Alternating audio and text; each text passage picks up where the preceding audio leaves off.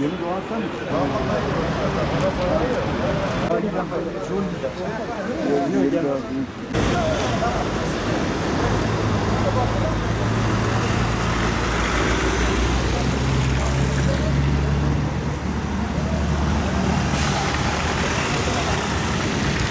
mı?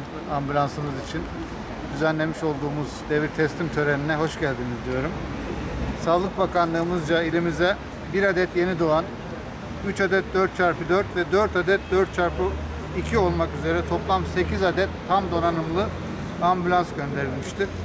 Yeni gelen 8 ambulans ile birlikte ilimizdeki toplam hizmet veren ambulans sayısı 56'ya yükselmiştir.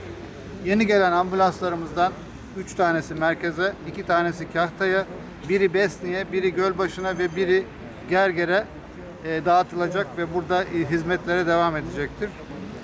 Bunların hepsi acil sağlık hizmetleri istasyonlarına tahsis edilecektir.